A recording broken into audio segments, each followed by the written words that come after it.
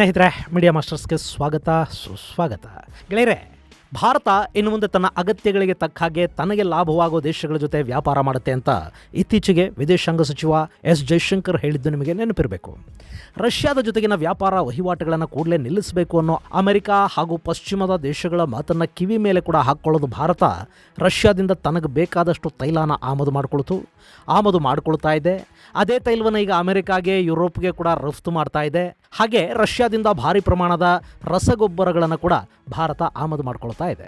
ಆ ಮೂಲಕ ಚೈನಾ ಮೇಲಿದ್ದ ತನ್ನ ಡಿಪೆಂಡೆನ್ಸಿಯನ್ನು ಕಡಿಮೆ ಮಾಡ್ಕೊಳ್ತಾ ಇದೆ ಭಾರತ. ಇದರ ನಡುವೆ ಈಗ ಭಾರತ ಇನ್ನೂ ಒಂದು ದೇಶದ ಜೊತೆ ವ್ಯಾಪಾರ ಸಂಬಂಧಗಳನ್ನು ಶುರು ಮಾಡೋ ಪ್ರಯತ್ನದಲ್ಲಿರೋದು ಮತ್ತೆ ಅಮೆರಿಕ ಹಾಗೂ ಪಶ್ಚಿಮದ ದೇಶಗಳ ಅಸಮಾಧಾನಕ್ಕೆ ಕಾರಣವಾಗುವ ಸಾಧ್ಯತೆಗಳಿವೆ. ಅಂದಹಾಗೆ ಭಾರತ ಈಗ ಮಾತುಕತೆಗಳನ್ನು ನಡೆಸ್ತಾ ಇರೋದು ದಕ್ಷಿಣ ಅಮೆರಿಕಾದ ದೇಶ ವೆನೆಜುವೆಲಾದ ಜೊತೆಗೆ. ಒಂದ್ ಕಡೆ ಬ್ರಿಟನ್, ಯುರೋಪಿಯನ್ ಯೂನಿಯನ್, ಕೆನಡಾ ಮುಂತಾದ ದೇಶಗಳು ಭಾರತದ ಜೊತೆ ಮುಕ್ತ ವ್ಯಾಪಾರ ಒಪ್ಪಂದವನ್ನು ಮಾಡ್ಕೊಳ್ಳೋದಕ್ಕೆ ತುದಿಗಾಲಲ್ಲಿ ನಿಂತಿರೋ ಹೊತ್ತಲ್ಲಿ ಭಾರತ ವೆನೆಜುವೆಲಾ ಜೊತೆಗಿನ ವ್ಯಾಪಾರಕ್ಕೆ ಇಷ್ಟೊಂದು ಆಸಕ್ತಿಯನ್ನು ತೋರಿಸ್ತಾ ಇರೋದು ಯಾಕೆ? ಇಷ್ಟಕ್ಕೂ ಯಾವುದು ಈ ವೆನೆಜುವೆಲಾ? ಅಲ್ಲಿಂದ ಏನನ್ನು ಖರೀದಿ ಮಾಡಬೇಕು ಅಂತ ಭಾರತ ಬಯಸ್ತಾ ಇದೆ ಅನ್ನೋ ಬಗ್ಗೆ ಒಂದಷ್ಟು ಮಾಹಿತಿಯನ್ನು ಇಲ್ಲಿ ನೋಡೋಣ.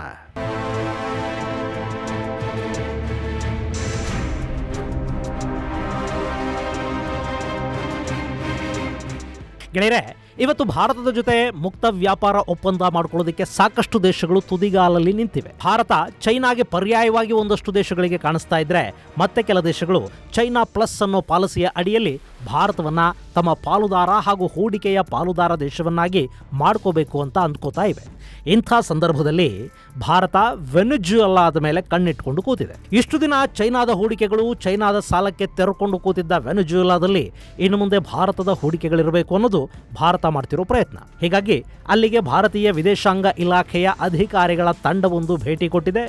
ವೆನೆಜುವೆಲಾದಲ್ಲಿ ಭಾರತ ಎಲ್ಲೆಲ್ಲಿ ಹೂಡಿಕೆ ಮಾಡಬಹುದು ಅನ್ನೋದರ ಜೊತೆಗೆ ಅಲ್ಲಿನ ತೈಲ ನಿಕ್ಷೇಪಗಳನ್ನು ಹೊರತೆಗೆಯೋದಕ್ಕೆ, ಅಲ್ಲಿನ ಆಯಿಲ್ ಫೀಲ್ಡ್ಗಳ ಮೇಲೆ ಹೂಡಿಕೆ ಮಾಡೋದಕ್ಕೆ ಭಾರತ ತುಂಬ ಆಸಕ್ತಿಯನ್ನು ತೋರಿಸ್ತಾ ಇದೆ. ಹಾಗೆ ಆಹಾರ, ಆರೋಗ್ಯ, ಆಯುರ್ವೇದ ಔಷಧಗಳು ಸೇರಿದ ಹಾಗೆ ಸಾಕಷ್ಟು ಕ್ಷೇತ್ರಗಳಲ್ಲಿ ಭಾರತ ಹಾಗೂ ವೆನೆಜುವೆಲಾ ನಡುವೆ ಒಂದಷ್ಟು ಒಪ್ಪಂದಗಳಾಗುವ ಸಾಧ್ಯತೆಗಳಿದ್ದು, ಮೊನ್ನೆ ಎರಡೂ ದೇಶಗಳ ನಡುವೆ 4ನೇ ಸುತ್ತಿನ ಮಾತುಕತೆಗಳು ವೆನೆಜುವೆಲಾದ ರಾಜಧಾನಿ ಕರಾಕಸ್ ಅಲ್ಲಿ ನಡೆದಿವೆ.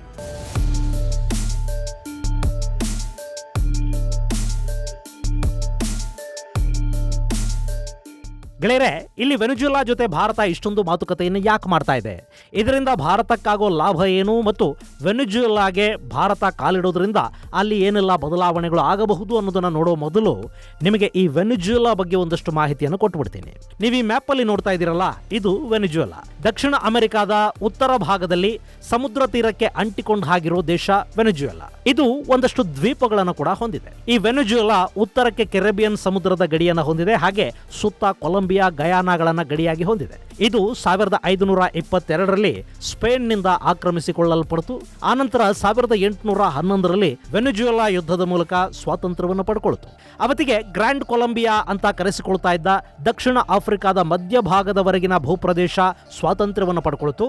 ಆನಂತರ 1930ರಲ್ಲಿ ವೆನೆಜುವೆಲಾ ಅಲ್ಲಿಂದ ಪ್ರತ್ಯೇಕಗೊಂಡು ಸ್ವತಂತ್ರ ದೇಶವಾಗಿ ರೂಪುಗೊಳ್ತು. ಹೀಗೆ ಸ್ವಾತಂತ್ರ್ಯ ಪಡೆದ ಆರಂಭದಲ್ಲಿ ವೆನೆಜುವೆಲಾ ಕೂಡ ಒಂದಷ್ಟು ದಿನ ಚೆನ್ನಾಗೇ ಇತ್ತು. ಆದರೆ ಅಲ್ಲಿ ಪದೇ ಪದೇ ಸೇನಾ ಕ್ರಾಂತಿಗಳಾಗತೊಡಗಿದ್ವು. ಸೇನಾ ನಾಯಕರು ಆಡಳಿತವನ್ನು ತಮ್ಮ ಕೈಗೆತ್ತಿಕೊಂಡ್ರು. ಸರ್ವಾಧಿಕಾರಿಗಳ ಆಳ್ವಿಕೆಯಲ್ಲಿ ದೇಶ ನಲುಗೋಯ್ತು. ಮುಂದೆ 1958ರಲ್ಲಿ ಅಲ್ಲಿ ಪ್ರಜಾಪ್ರಭುತ್ವದ ಸ್ಥಾಪನೆ ಆಯಿತು. ಅಲ್ಲಿನ 3 ಪಕ್ಷಗಳು ಒಂದುಗೂಡಿ ಪುಂಟೋ ಫಿಜೋ ಒಪ್ಪಂದವನ್ನು ಮಾಡಿಕೊಂಡವು.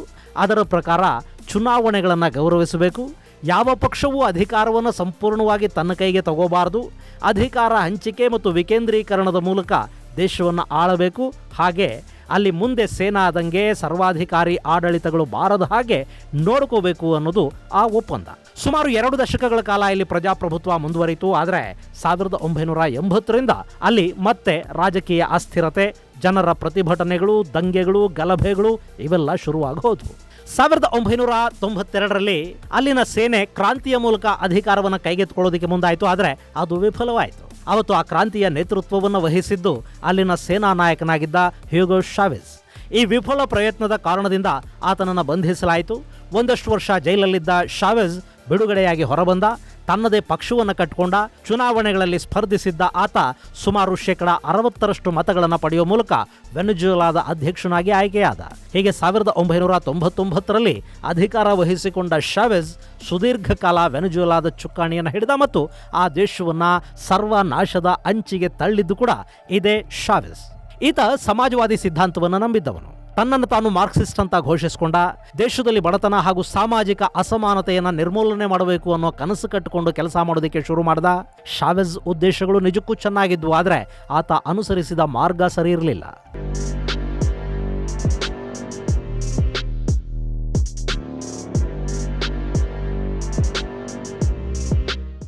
ಗೆಳೆಯರೆ, ವೆನೆಜುವೆಲಾ ಅನ್ನೋದು ಒಂದು ಕಾಲಕ್ಕೆ ಕೃಷಿ ಆಧಾರಿತ ದೇಶವಾಗಿತ್ತು.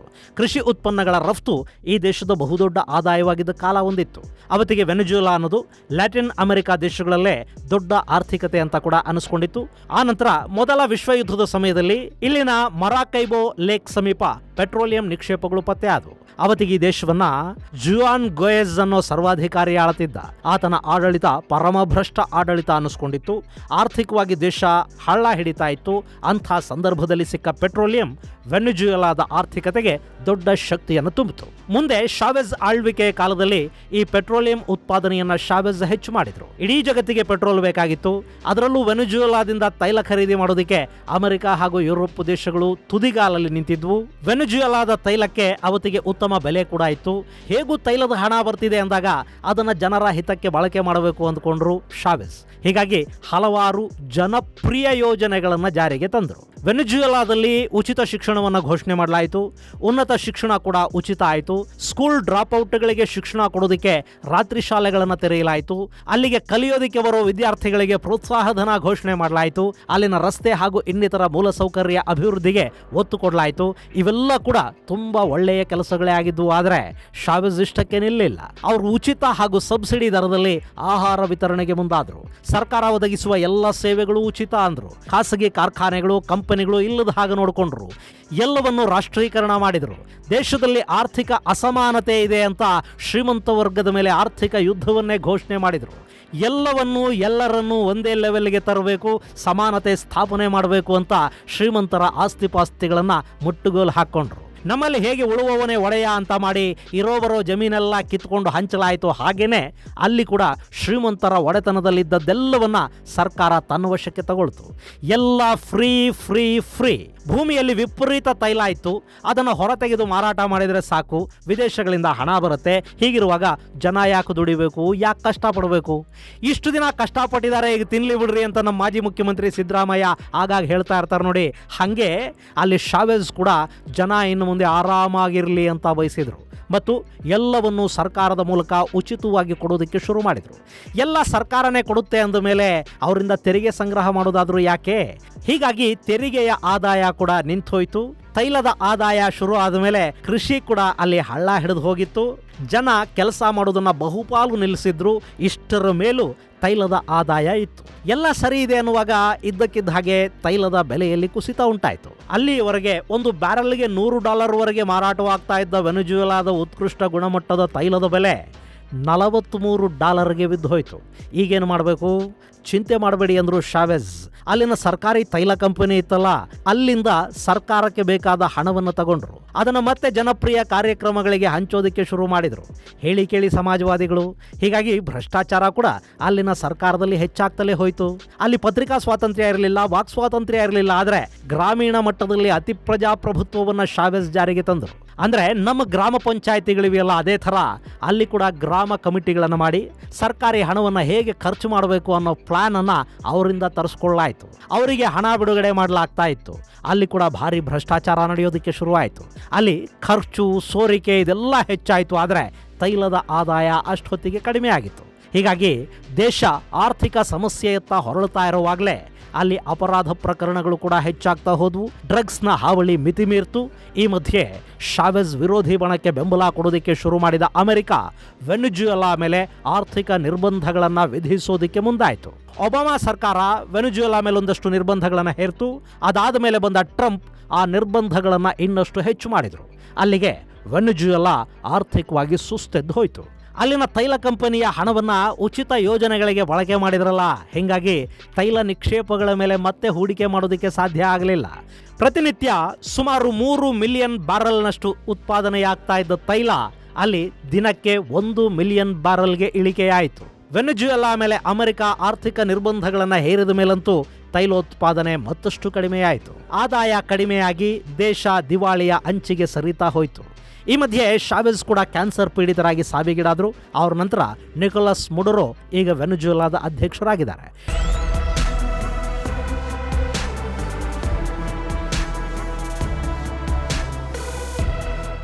ನಿಕೋಲಸ್ ಕೂಡ ಸಮಾಜವಾದಿ ಸಿದ್ಧಾಂತಿ. ಅಮೆರಿಕ, ಐರೋಪ್ಯ ದೇಶಗಳು ವೆನೆಜುವೆಲಾ ಮೇಲೆ ನಿರ್ಬಂಧವನ್ನು ಹಾಗೆ ಮುಂದುವರಿಸ್ತಾ ಇವೆ. ಹೀಗಾಗಿ ರಷ್ಯಾ, ಇರಾನ್, ಚೈನಾ, ಸಿರಿಯಾ, ಬೆಲಾರುಸ್ ಮುಂತಾದ ದೇಶಗಳು ವೆನೆಜುವೆಲಾದ ಪರ ನಿಂತಿವೆ. ನಿಕೋಲಸ್ ಕಮ್ಯುನಿಸ್ಟ್ ದೇಶಗಳ ಜೊತೆಗಿನ ಸಂಬಂಧವನ್ನು ಗಟ್ಟಿಗೊಳಿಸಿಕೊಂಡಿದ್ದಾರೆ. ಆದರೆ ಬಡತನ, ಆರ್ಥಿಕ ಸಮಸ್ಯೆಗಳು ಮಾತ್ರ ಕಡಿಮೆ ಆಗಿಲ್ಲ. ಇಷ್ಟು ದಿನ ಚೈನಾ ಇಲ್ಲೊಂದಷ್ಟು ಹೂಡಿಕೆಯನ್ನು ಮಾಡಿತ್ತು, ಸಾಲ ಕೊಡ್ತಿತ್ತು. ಆದರೆ ಅದು ವಾಪಸ್ ಬರೋದಕ್ಕೆ ಸಾಧ್ಯವೇ ಇಲ್ಲ ಅನ್ನೋದು ಗೊತ್ತಾದ ಮೇಲೆ ಮತ್ತು ವೆನೆಜುವೆಲಾ ದಿವಾಳಿಯನ್ನು ಘೋಷಿಸಿಕೊಂಡ ನಂತರ ಚೈನಾದ ಹೂಡಿಕೆಗಳು, ಆರ್ಥಿಕ ಸಹಾಯಗಳು ಕೂಡ ಅಲ್ಲಿ ಕಡಿಮೆ ಆಗಿವೆ. ಇತ್ತೀಚೆಗೆ ರಷ್ಯಾದ ತೈಲದ ಮೇಲೆ ಅಮೆರಿಕ ಯುದ್ಧ ಸಾರಿದ ಮೇಲೆ ಅಮೆರಿಕ ಮತ್ತೆ ವೆನೆಜುವೆಲಾದ ಜೊತೆಗಿನ ತೈಲ ಖರೀದಿ ಸಂಬಂಧಗಳನ್ನು ವೃದ್ಧಿ ಮಾಡಿಕೊಳ್ಳೋ ಮಾತಾಡ್ತಾ ಇದೆ. ನಿರ್ಬಂಧಗಳಲ್ಲಿ ಸಡಲಿಕೆ ಮಾಡೋ ಬಗ್ಗೆ ಮಾತುಕತೆಗಳನ್ನು ಕೂಡ ನಡೆಸಿದೆ. ಅಲ್ಲಿ ಏನೇ ಆದರೂ ಸದ್ಯಕ್ಕೆ ಅಲ್ಲಿನ ತೈಲೋತ್ಪಾದನೆ ಹೆಚ್ಚಾಗಬೇಕು ಅಂದರೆ ಅದರ ಮೇಲೆ ಹೂಡಿಕೆ ಕೂಡ ಹೆಚ್ಚಾಗಬೇಕು. ಆದರೆ ಅಲ್ಲಿ ಹೂಡಿಕೆ ಮಾಡೋದಕ್ಕೆ ವೆನೆಜುವೆಲಾದ ಬಳಿ ಹಣ ಇಲ್ಲ.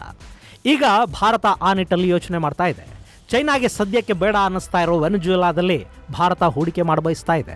ಅಲ್ಲಿನ ತೈಲ ನಿಕ್ಷೇಪಗಳ ಮೇಲೆ ಹೂಡಿಕೆ ಮಾಡುವ ಮೂಲಕ ವೆನೆಜುವೆಲಾದಲ್ಲಿ ತೈಲೋತ್ಪಾದನೆಯನ್ನು ಹೆಚ್ಚು ಮಾಡೋದು ಮತ್ತು ಆ ಮೂಲಕ ವೆನೆಜುವೆಲಾದ ಆರ್ಥಿಕತೆಗೆ ಸಹಾಯ ಮಾಡೋದಷ್ಟೇ ಅಲ್ಲದೆ ಭಾರತಕ್ಕೆ ತುಂಬ ಅಗತ್ಯವಾಗಿ ಬೇಕಾಗಿರುವ ಇಂಧನ ಸ್ವಾವಲಂಬನೆಯನ್ನು ಪಡೆಯೋದು ಭಾರತದ ಸದ್ಯದ ಯೋಜನೆ.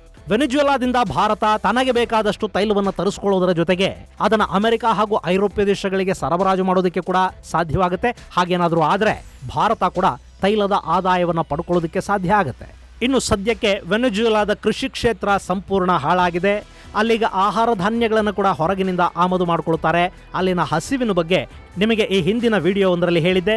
ಅದರ ಲಿಂಕನ್ನು ನಿಮಗೆ ಡಿಸ್ಕ್ರಿಪ್ಷನ್ ಬಾಕ್ಸಲ್ಲಿ ಕೊಡ್ತಿದ್ದೀನಿ, ನೀವು ಅದನ್ನು ಕೂಡ ನೋಡಬಹುದು. ಅಲ್ಲಿ ಆಹಾರ ಕೊರತೆ ಇರೋದ್ರಿಂದ ಭಾರತ ಅವರಿಗೆ ಬೇಕಾದ ಆಹಾರ ಧಾನ್ಯಗಳನ್ನು ಪೂರೈಕೆ ಮಾಡೋದಕ್ಕೆ ಕೂಡ ಇಲ್ಲಿ ಸಾಧ್ಯ ಆಗುತ್ತೆ. ಹೀಗಾಗಿನೇ ವೆನೆಜುವೆಲಾದ ಜೊತೆ ಆಹಾರ, ಆರೋಗ್ಯ, ಔಷಧ, ಆಯುರ್ವೇದ, ಸೈನ್ಸ್ ಆ್ಯಂಡ್ ಟೆಕ್ನಾಲಜಿ, ಇಂಧನ, ಕೃಷಿ ಹೀಗೆ ನಾನಾ ವಿಷಯಗಳಲ್ಲಿ ಸಹಭಾಗಿತ್ವಕ್ಕೆ ಮಾತುಕತೆ ನಡೆಸಲಾಗ್ತಾ ಇದೆ ಅಂತ ವಿದೇಶಾಂಗ ಇಲಾಖೆ ತಿಳಿಸಿದೆ. ಭಾರತದ ನಿಯೋಗ 4ನೇ ಸುತ್ತಿನ ಮಾತುಕತೆಗಳನ್ನು ಮಂಗಳವಾರ ನಡೆಸಿದ್ದಾರೆ. ಅಲ್ಲಿ ಇನ್ನಷ್ಟು ಮಾತುಕತೆಗಳು ನಡೆಯಬಹುದು. ಅಂತೂ ಎರಡೂ ದೇಶಗಳಿಗೂ ಲಾಭವಾಗುವ ಹಾಗೆ ಒಂದು ವ್ಯಾಪಾರ ಸೂತ್ರವಂತೂ ಅಲ್ಲಿ ಸಿದ್ಧ ಆಗತ್ತೆ. ಮೊನ್ನೆ ಭಾರತದ ವಿದೇಶಾಂಗ ಸಚಿವ ಎಸ್ ಜಯಶಂಕರ್ ವೆನೆಜುವೆಲಾ ವಿದೇಶಾಂಗ ಸಚಿವರ ಜೊತೆಗೆ ಕೂಡ ಮಾತುಕತೆಗಳನ್ನು ನಡೆಸಿದ್ದಾರೆ.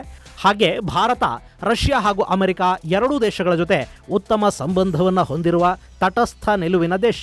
ಹೀಗಾಗಿ ಭಾರತದ ಜೊತೆಗಿನ ವ್ಯಾಪಾರ ಸಂಬಂಧಗಳಿಂದ ಅಂತಾರಾಷ್ಟ್ರೀಯ ಸಂಬಂಧ ಸುಧಾರಣೆಯಾಗಿ ವೆನೆಜುವೆಲಾಗೆ ಕೂಡ ಇದರಿಂದ ಅನುಕೂಲ ಆಗುತ್ತೆ. ಹೀಗಾಗಿ ಎರಡೂ ದೇಶಗಳ ನಡುವಿನ ಮಾತುಕತೆ ಹಾಗೂ ವ್ಯಾಪಾರ ಸಂಬಂಧ ಇಲ್ಲಿ ತುಂಬಾನೇ ಮಹತ್ವವನ್ನು ಪಡ್ಕೊಳ್ತಾ ಇದೆ.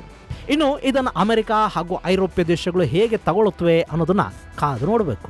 ಯಾರು ಹೆಂಗೆ ತಗೊಂಡ್ರೂ ಈಗ ಭಾರತಕ್ಕೆ ಭಾರತದ ಲಾಭವಷ್ಟೇ ಮುಖ್ಯ. ಇದು ಗೆಳೆಯರೆ, ಭಾರತ ತೈಲ ಪೂರೈಕೆಗಾಗಿ ವೆನೆಜುವೆಲಾ ಜೊತೆ ನಡೆಸ್ತಾ ಇರೋ ಮಾತುಕತೆಗೆ ಸಂಬಂಧಪಟ್ಟ ಮತ್ತು ವೆನೆಜುವೆಲಾ ಅನ್ನೋ ದೇಶಕ್ಕೆ ಸಂಬಂಧಿಸಿದ ಒಂದಷ್ಟು ಮಾಹಿತಿ. ಮುಂದಿನ ಸಂಚಿಕೆಯಲ್ಲಿ ಮತ್ತಷ್ಟು ವಿಶೇಷಗಳ ಜೊತೆ ಮತ್ತೆ ಭೇಟಿಯಾಗೋಣ. ಅಲ್ಲಿವರೆಗೆ ಜೈ ಹಿಂದ್, ಜೈ ಕರ್ನಾಟಕ.